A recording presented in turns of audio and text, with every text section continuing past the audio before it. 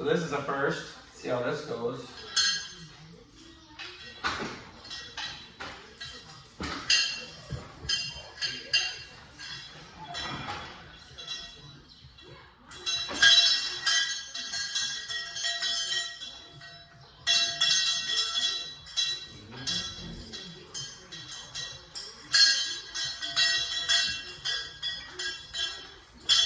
What do you think about that, huh?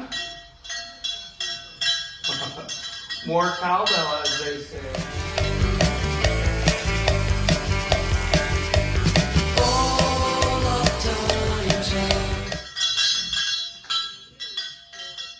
Are you tired of that sound yet?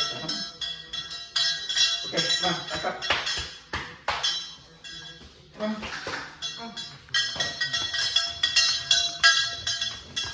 Oh, you want to go out that way where the calves are at? Okay, I'll open the door for you.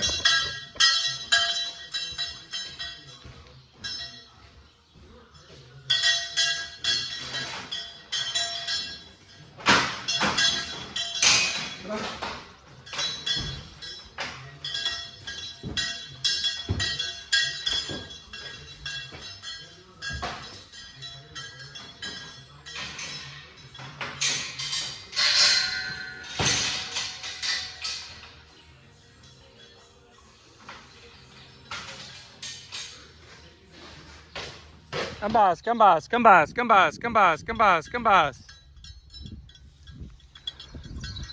Come on, gambas.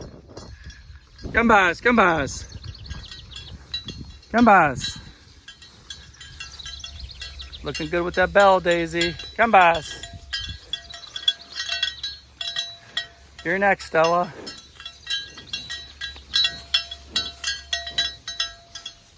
Here comes the calves. So we got the cowbell on Daisy. I just forgot to put it on Stella before I let her out of the barn this morning. We'll see how that goes. She can be a little moody per se when you're working around her head. So I'm not the expert, but the history of the cowbell goes back to, I think, like 5,000 or so years ago around China. They were first used in China and I think also Africa. And then the Middle Ages made its way into the West, Europe and so forth. And sounds like they really took a strong foothold, the use of cowbells in Switzerland. They actually had one of the main manufacturers, I believe, there years ago.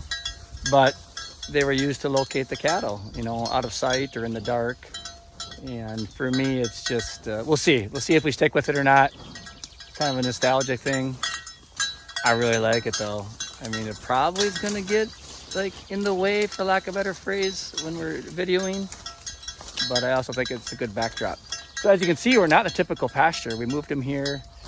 There is some pasture up out of the trees, but they really like the box elder sprouts. They really like those. And they also got a lot of good shade here. So neighbors driving by honking all the time. Oh, there's Stella. She gets her cowbell tomorrow. Have a great day.